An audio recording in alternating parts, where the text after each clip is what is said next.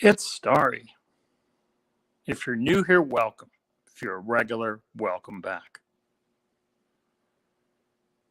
In case you were wondering why I am not out exploring like I thought I might be, it is because this is what it looks like currently outside.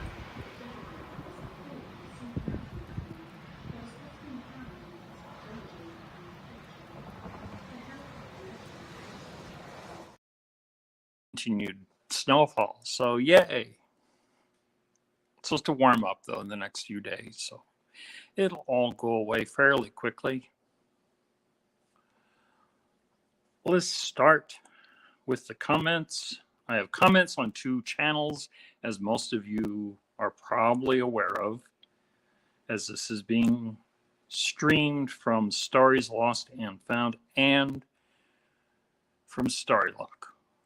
If you hear me referencing somebody you do not see, it's probably over. They're probably over on the other channel.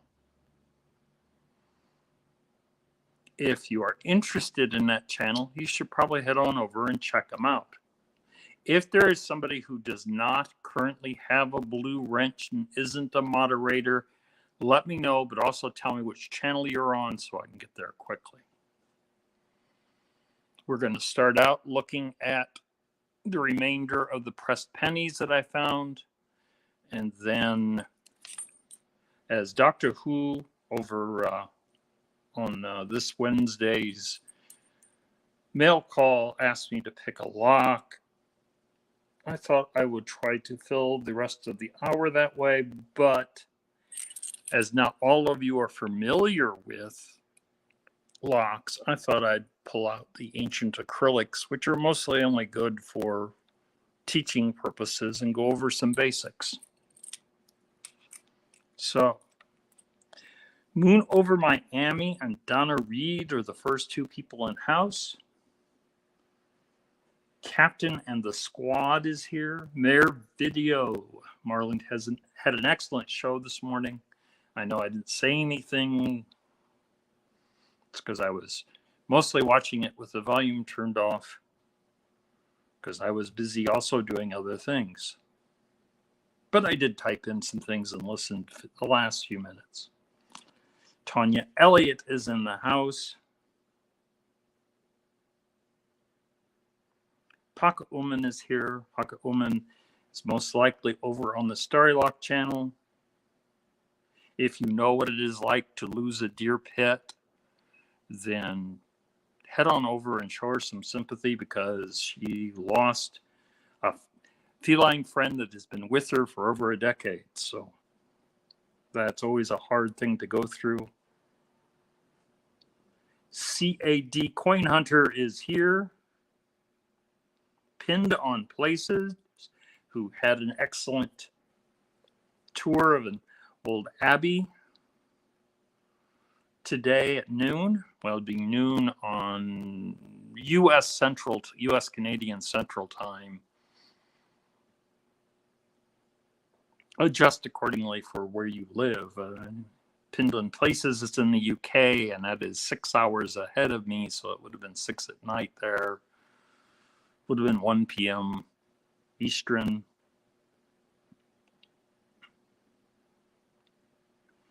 G. Keyman is here. Gallivanting Galantes.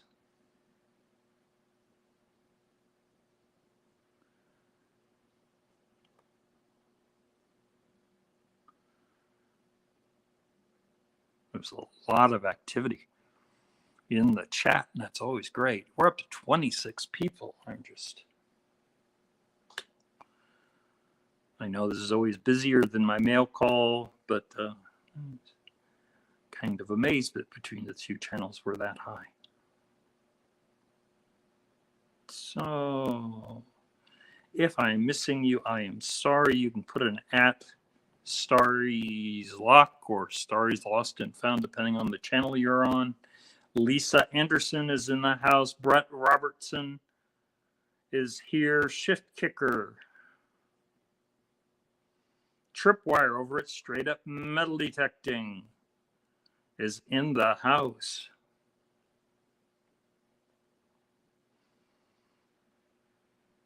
Michigan Gems, which is probably Joe, but could be Mini Gem, depending on the circumstances.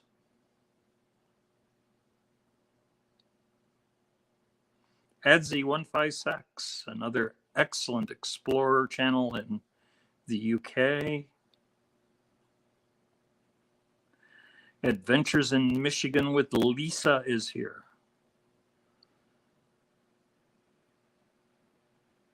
Kovaction is here.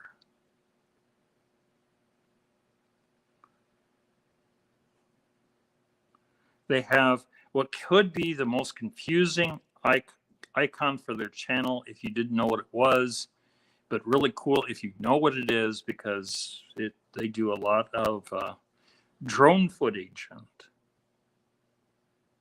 they have the letter K stylized as a drone, which is kind of a cool setup. AAP has arrived. Probably arrived a while ago, as I'm still a long ways from the bottom. Mona is in the house. Generation Explorers is here.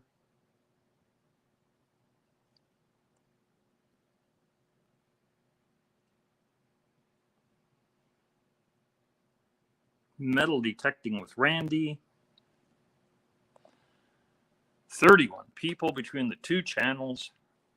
Chat is popping. So, if you have missed the last two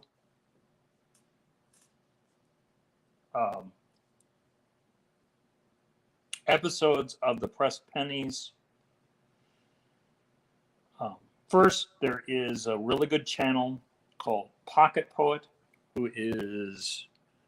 she collects coins, she collects pressed pennies, she collects a wide range of coin-related and exonumias, and she's a poet to boot, hence the name of the channel. There's a link to her channel in the description, but you can check her out and see other pressed pennies.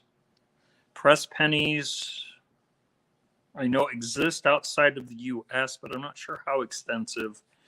They were sort of in their heyday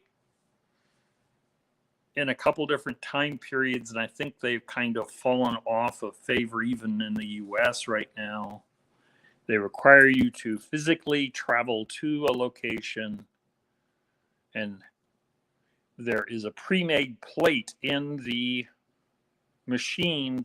You put in a penny along with usually 2 quarters, 50 cents, push in your thing, turn the crank because you're the muscle pulling this off, and it will stretch the penny and re-image it and give it a new appearance.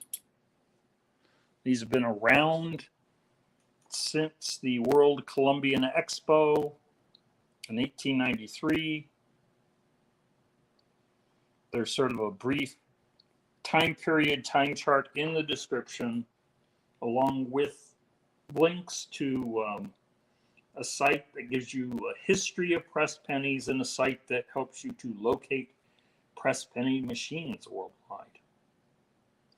And then below that, you will see all the channels that are part of the Sunday morning treasure fam.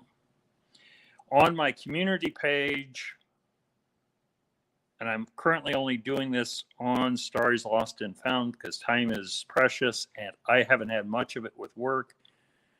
The links to all the channels that, as far as I know, have Sunday morning lives. I've just added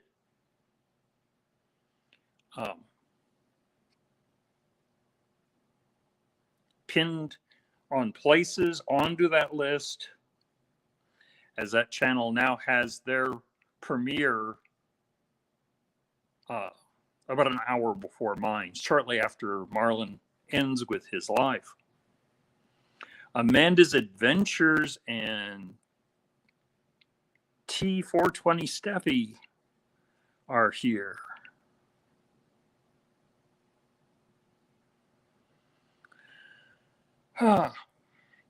So that is my agenda. That goes over the description. I think I'm caught up on the chat. Get my attention if I'm missing giving somebody a wrench. And in case you're wondering, I am putting on gloves because this is a very used collection. LL, keep digging metal detecting is here. And they're pretty dirty. I have a flashlight with me to help augment the light because I don't have a great light. I mean, the fluorescent bulbs over me are really good, but I don't have custom lighting for the live. But this should help. This is a light that I won from Park Rat Pat giveaway because of the rat flash. So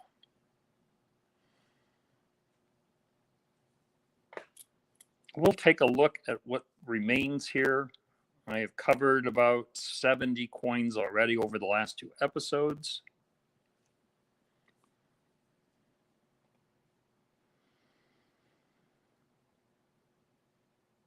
Through the magic of YouTube, on my camera, this appears backwards, but then what you get is frontwards. So I sometimes will have to pull this off so I can read what it says.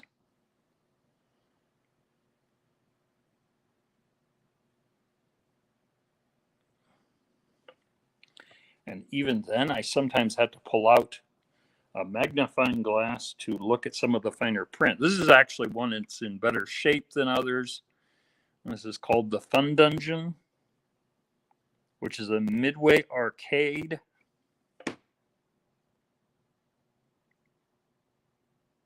At Excalibur, Las Vegas. So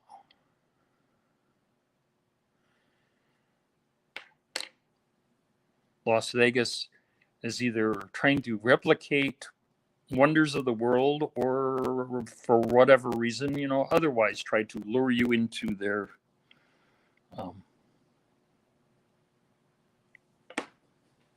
casinos. And all the glitz, at various times has worked, and I keep changing it to try to keep people in there. Okay. And this has the pressed penny with this really detailed butterfly. For those not familiar, the Smithsonian Institute is a large complex of several buildings in Washington, D.C. that serves as both a natural history museum and pop culture and all sorts of things they've collected. And this is from the Smithsonian. They also have a cable channel and all sorts of other things, but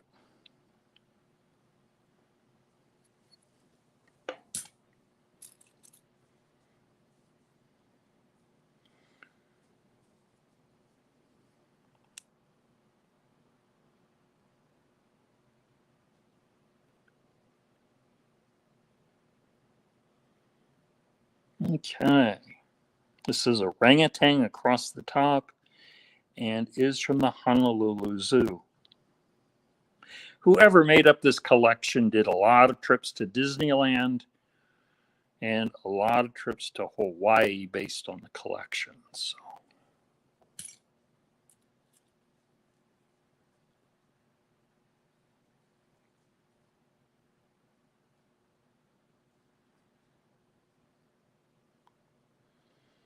And this is the world's largest Titanic Museum attraction,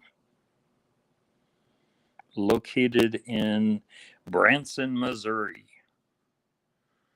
which I think you'll get mixed views on Branson depending on who you talk to that knows about it. BC Treasure Trails is here.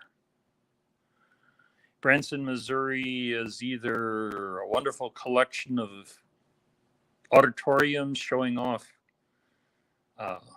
country music, or it's a tourist trap, or, wide variety of opinions. But obviously somebody has spent a great deal of money to gather up artifacts from the Titanic and bring them to Branson, Missouri for a museum. Yasmin's hiking mission is here. She had a premiere earlier, and I missed that, so I'll have to watch it after we're done here.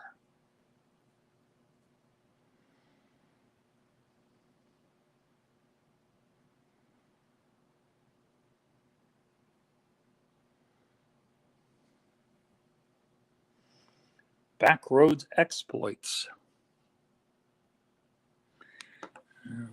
This one I'm having a little trouble seeing. I have a bear and two bears.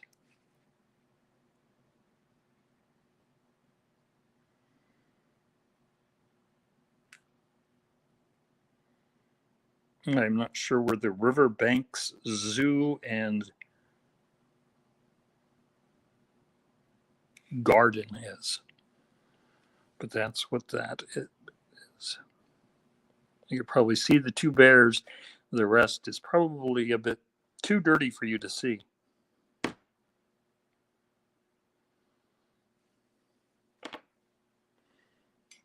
North Coast Railroad is here.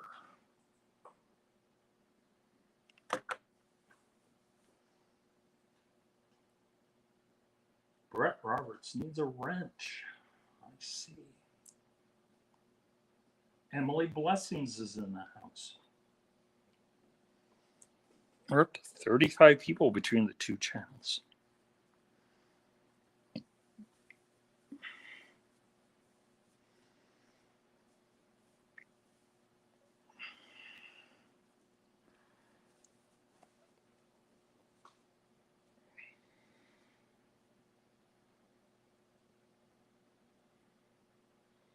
I am not certain on the history behind this one, or even its location. It is called the Madonna Inn.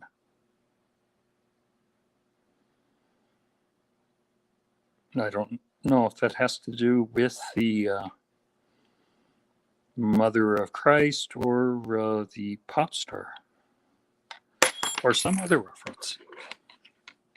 Three Good Nerds is here.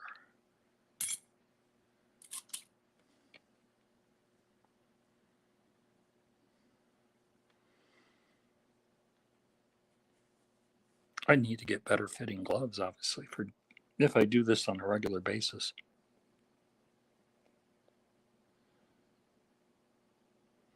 Okay. I don't know if this comes from the site of the crossing of the Delaware, but this says George Washington and the crossing of the Delaware. Very similar to the commemorative quarter that was released not too long ago, except made at the site of something that lured you in.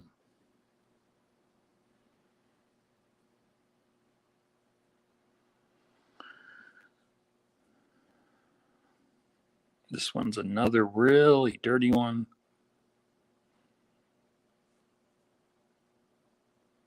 It is from the Pacific Science Center and shows a T-Rex, or I'm thinking that's what it's supposed to be representing.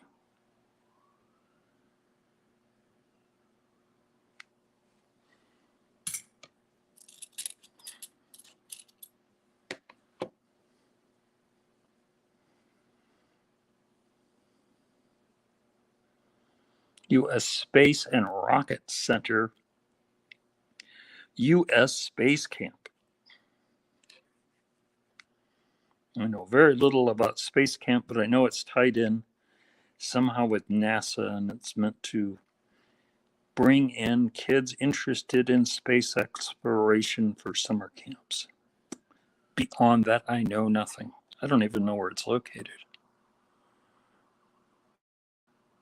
But obviously they went to it and got a pressed penny for it. Or an elongated penny, or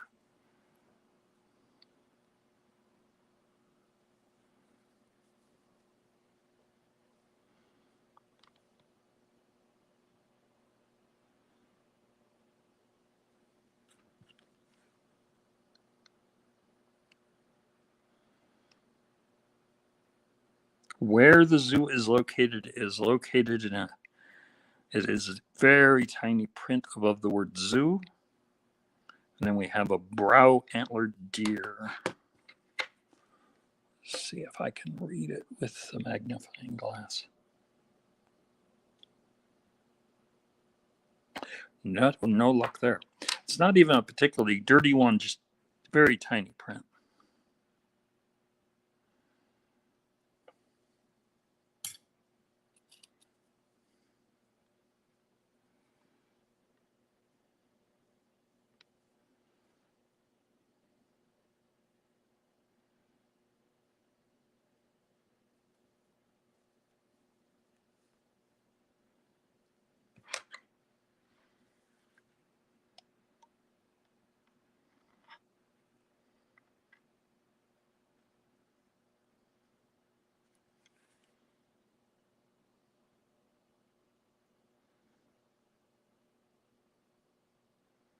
Okay.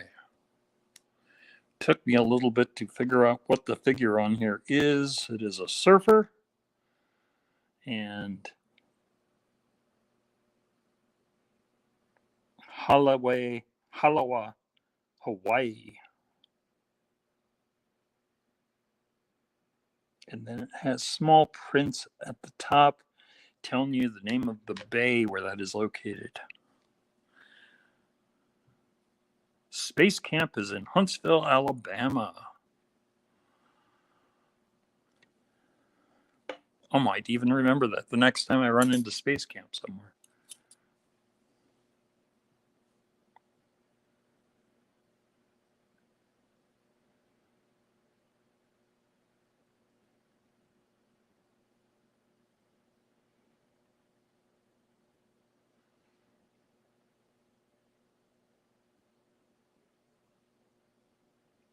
Colloquially, Sea Life Park, Hawaii.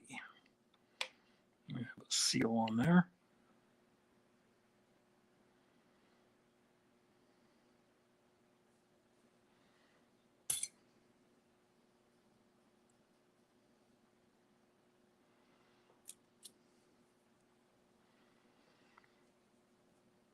$39 people. It looks like I'm starting to get to a record number of people here.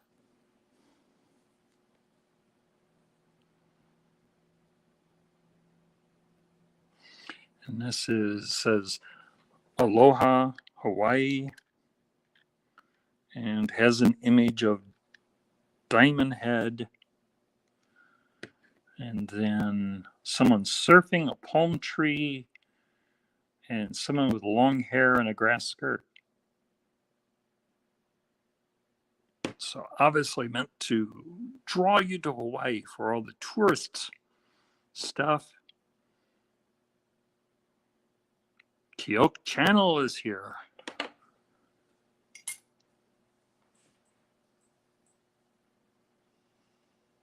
And saying hi to me. So I say hi to you.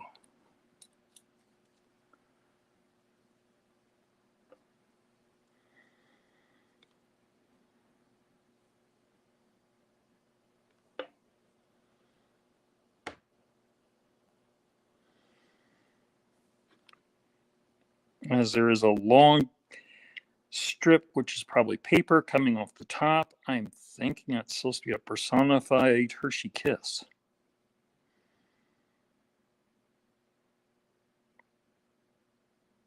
Which comes in a variety of different chocolate flavors, usually milk chocolate, though.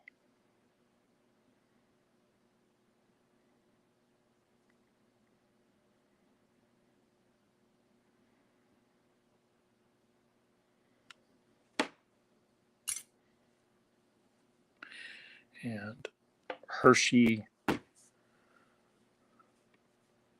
Candy Company originates from Hershey, Pennsylvania, which is an example of a company town that was supposed to be a benefit to the employees. And from some people's aspirations, it actually pulled that off. We have one that's purely an advertisement for Nike Air.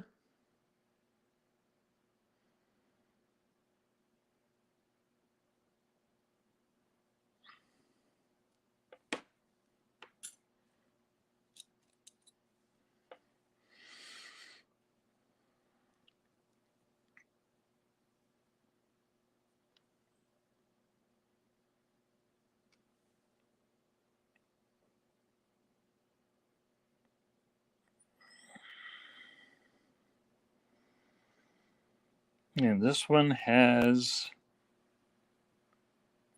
a sleigh being pulled by a young reindeer, and says the incredible Christmas.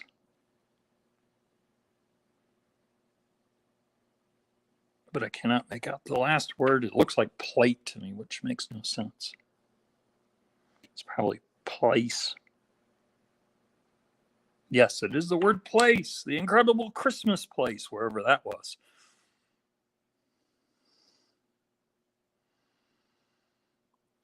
Catches the light pretty good to get you a look at that one.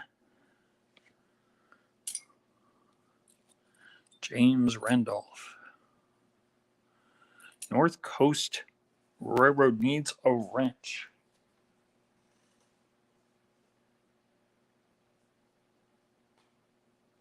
And they now have a wrench. They can now share their channel, and they can click on other people's channels and say go to channel so they can go check out channels.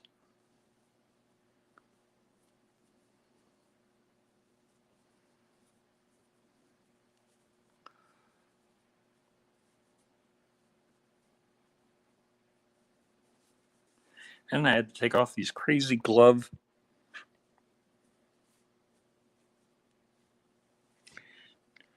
to do that and put it back on. Ooh, this one's really dirty.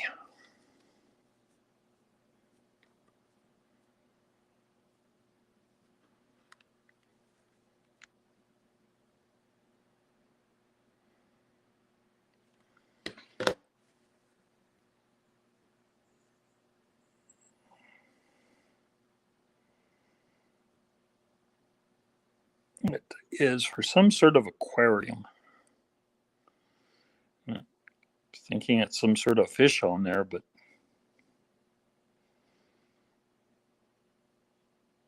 it is not in good shape. And it's one of the reasons I'm wearing these gloves, and will wash my hand as soon as I'm done here. Yeah, I wish it was just pouring rain here. That's what it did yesterday. Today it's snowing.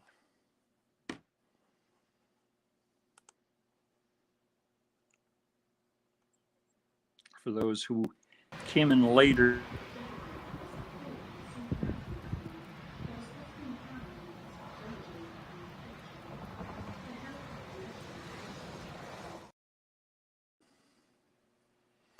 Lieutenant Elman is here, all the way from Germany.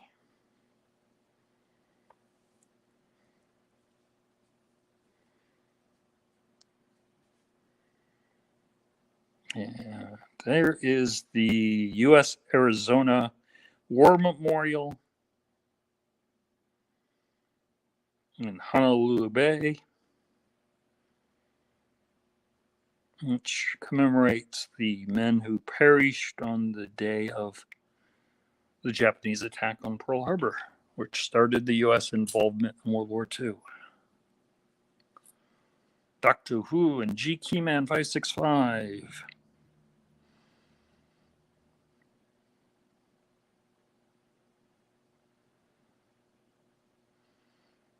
Generation Experiences says, I'm afraid we're going to have to love and leave.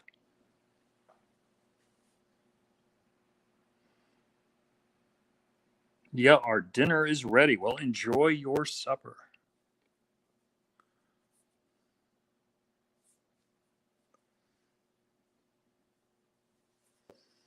I'm always thankful for any and all of you who take your time to come and visit my humble channel.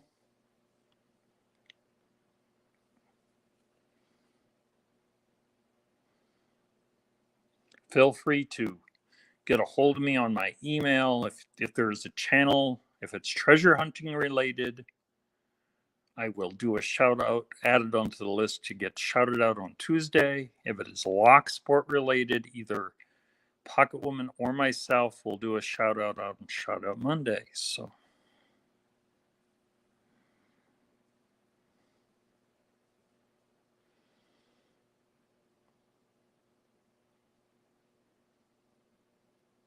I am not sure exactly what that is commemorating. It just might be Gainsborough, Tennessee. Oh, I'm sorry, Gatlinburg, Tennessee. It has a Confederate flag on there. Not sure if that was a battle site. Civil War history, I know some, but you know.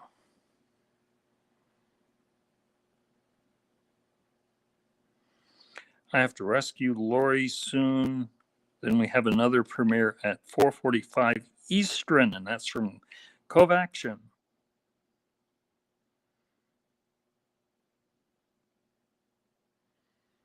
And North Coast Railroad, it lives between Cleveland and Akron. So that would be Ohio in the U.S.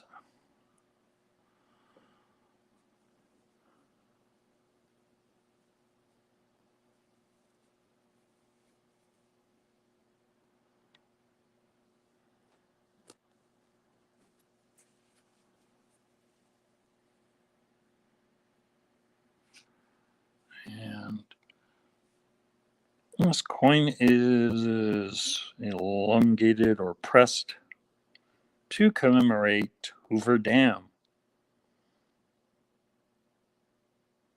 which is one of the larger dams in the U.S. I think it was one of the larger dams in the world at one point, but I don't know if it still holds that title, and produces electricity for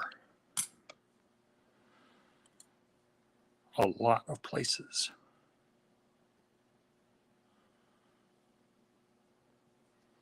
Action said those pennies are super cool. Like I said, I need to find all of ours.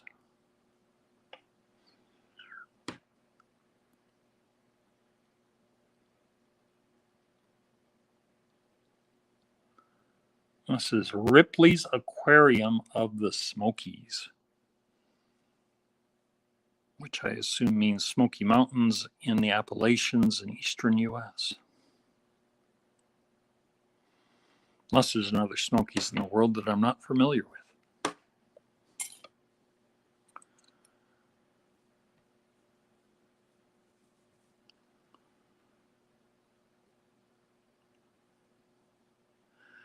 Cove Action says, been to Hoover Dam, vlogged on video 8. I've been to Hoover Dam, but that was way back in the 1970s when I was in junior high. So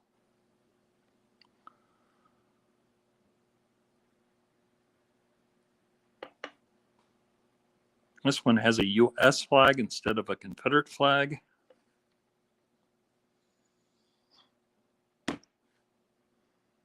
It says Corvette City, USA.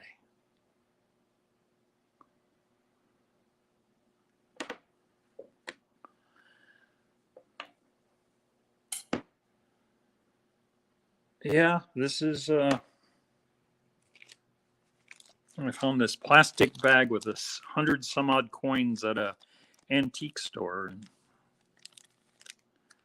the people working there weren't sure what it was or where they had bought it from. And the price on it said $25.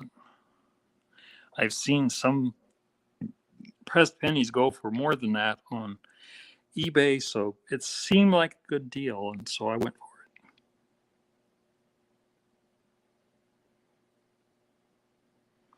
it. And this one is from a Marvel movie. It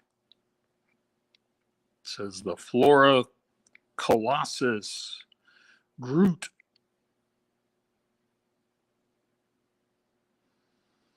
If you're not familiar with the Marvel movies, especially, I can't remember, something of the Galaxy. Champions of the Galaxy. I don't remember the name of the movie even. Jeez. But there's Groot.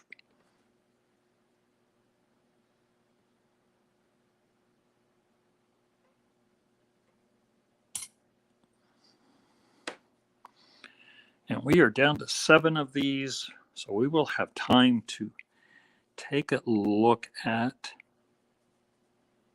the translucent, the acrylic locks.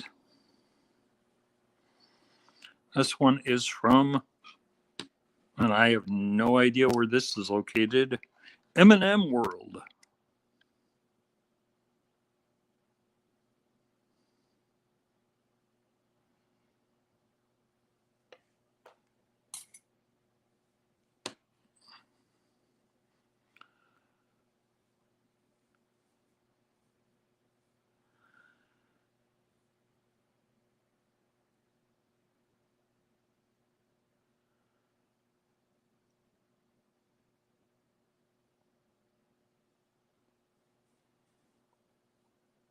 And they must have a safari park in North Carolina. This says North Carolina's Leo and has an image of palm trees and a lion.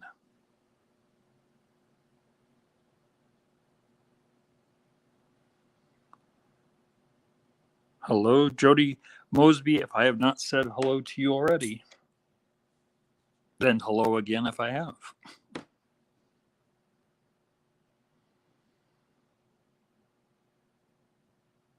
Estate sales, rummage sales, flea markets. Yeah, that's some good places. Estate sales is where I got the majority of my hobo nickels.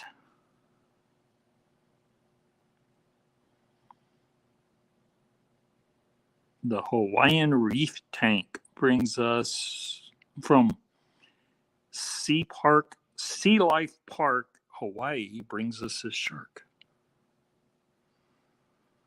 Not sure the species, if that's, great white, tiger. I don't know.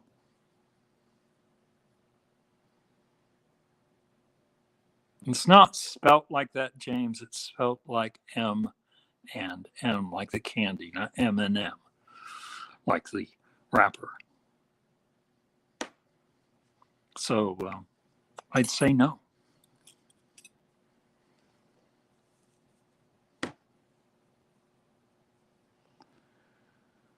And we have the Maui Ocean Center as opposed to the Sea Life Park. We have a seahorse. This poor head has got kind of gunky, but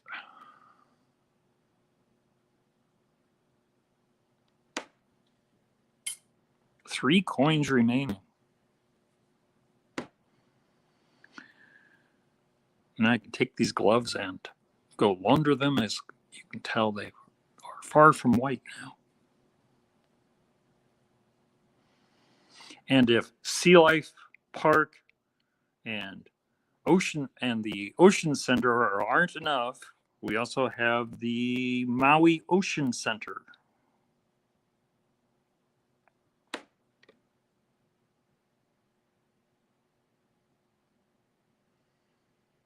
Which has some sort of a whale on it.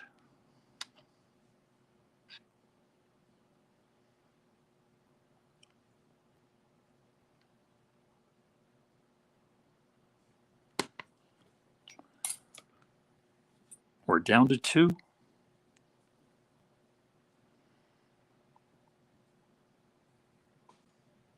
Apparently, you could buy this, but you had to know where it was at.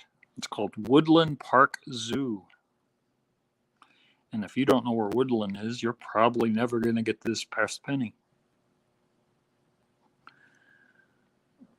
And if I could line up the light, it's still a filthy coin. Has an image of an elephant on it. There we go.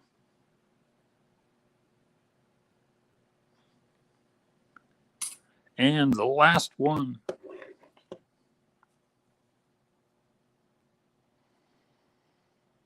Which means there won't be a part 4 to the pressed penny collection, because I am not actively seeking these out, which means unless I find a really good deal somewhere, I probably won't get any more. And if you ask me where my coin collection is, I'll point at the Ohio River History Cup there. And this is Tybee Island, Georgia, as our final. And Tybee Island has a house of some sort and a lighthouse in the background.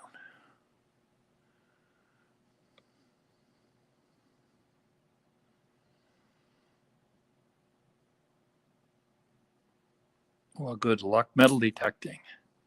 I wish I hadn't gotten 3 inches of snow. Otherwise, I'd be out there myself. Also wish it was, warmer than 30 degrees outside and didn't have 30-mile-an-hour winds. But that'll happen soon enough, I'm sure.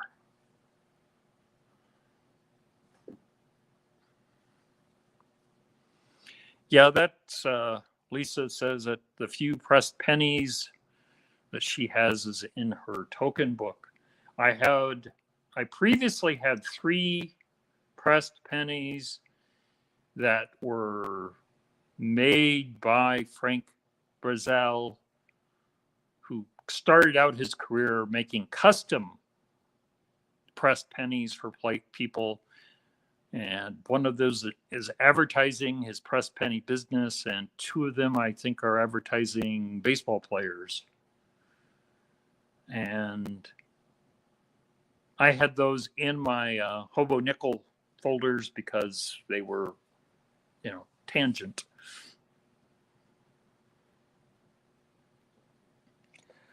Okay, so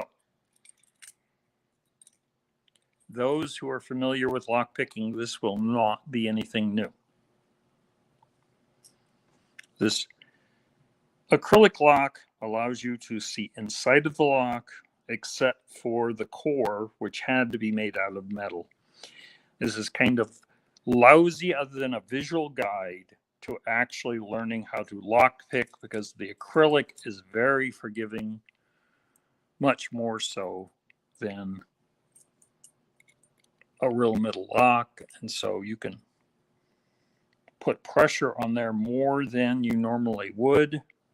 I'll show you how a key interacts with it as soon as I get it open, and then you can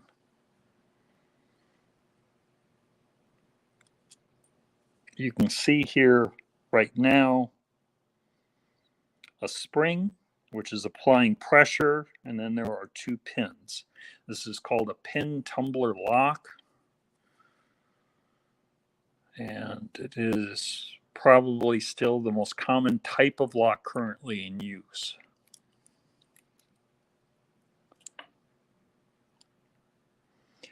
And the basic theory behind lock picking is that you are turning it slightly with a tensioner, which means anytime you're watching a movie and someone is using a single tool, they miss the mark. And then you take a pick in here and you raise up the pins to get the top set of pins above the shear line. The bottom pins are called the key pins, and they are cut in size to match the cuts on the key.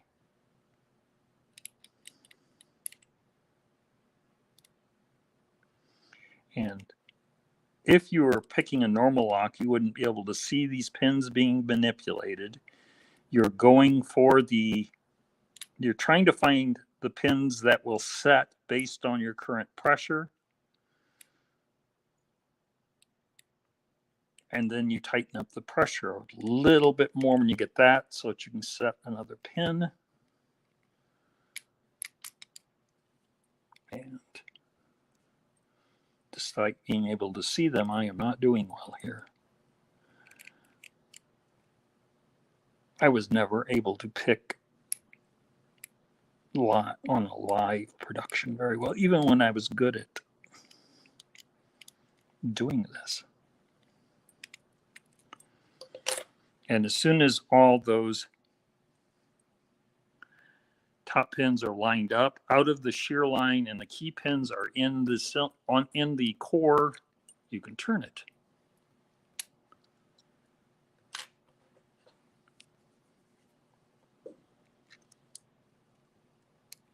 Let me overset one of these, and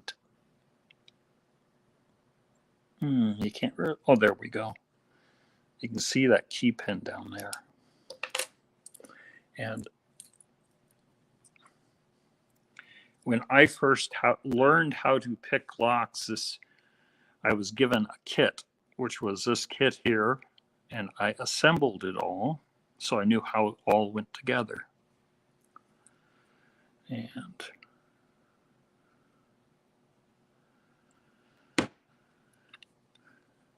normally, most people's interaction with these is to place in your key,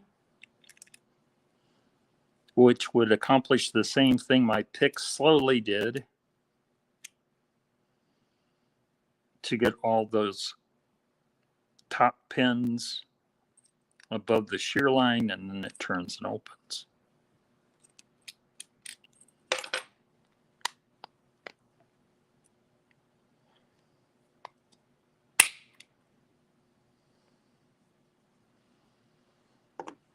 Yeah, there's a lot of things unusual about acrylic locks.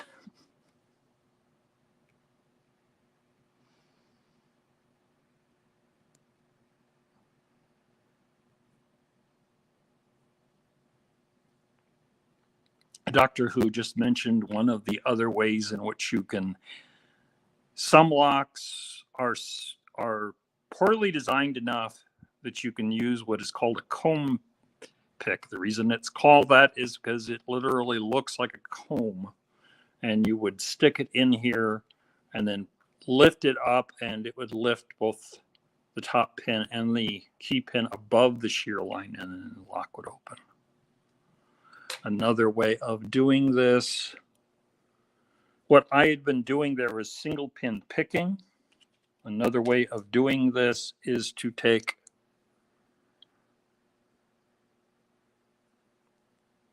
a pick that looks like this or one of the other picks, and you simply go in here with this type of pick, and you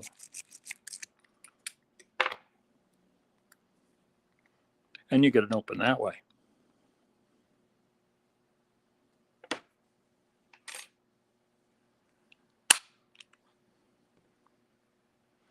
So that gives you some basics on lock picking. And there's a few other ways in addition to raking and single pin picking. If you didn't have a rake pick, you might use this style of pick and attempt to do the same thing. And then you just go in here and you try to zip it open, which I am getting a lot of oversets doing that. So not sure this is a good lock for that. Oh, having said that,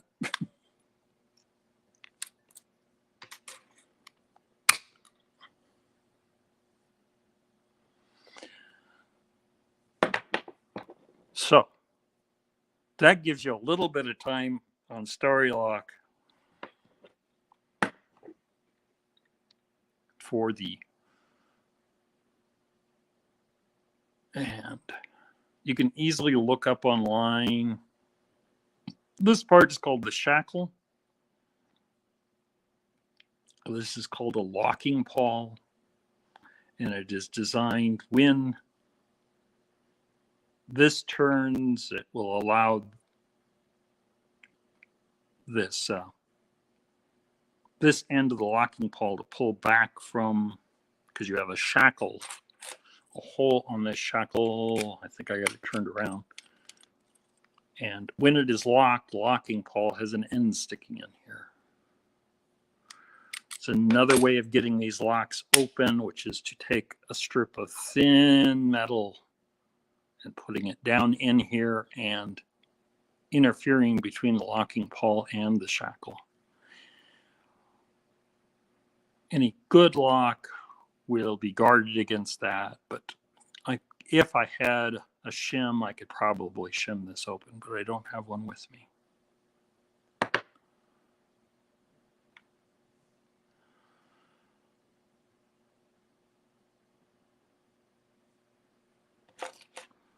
So there you have it. A little bit of pressed pennies, a little bit of lock picking.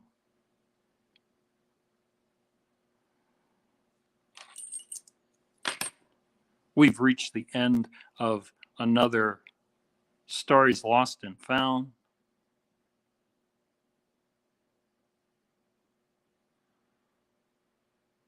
I'm turning all these ladies into lock-picking gangsters.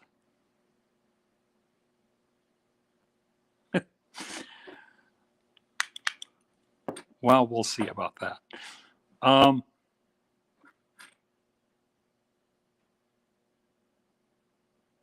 I think that's all I have this week. I just never want to have to pay a locksmith again. And oh, Sue at the Bud Files just showed up. So, hello. We haven't left yet, but it won't be long. Currently in this small town, and I'm in a small town of 3,000 people, the nearest locksmith is a 90-minute drive. So not only do you have to pay the $125 an hour for the locksmith, you got to pay his mileage to drive here. So this is not a good town to need a locksmith in.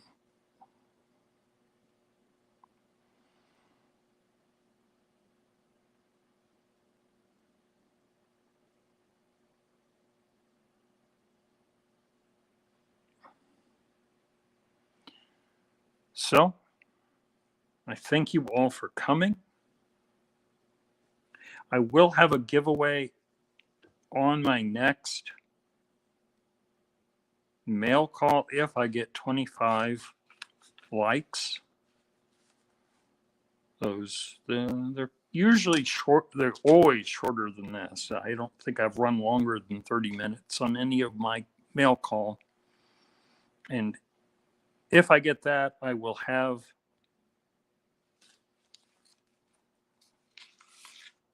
a giveaway of Treasure Fan stickers. If I give it up to 50, I will give away that hobo nickel made by Andrew Stevenson from the UK. So check to see when my lives are there. If you can't make it, at least go in there and hit that like, because you'll help someone else win.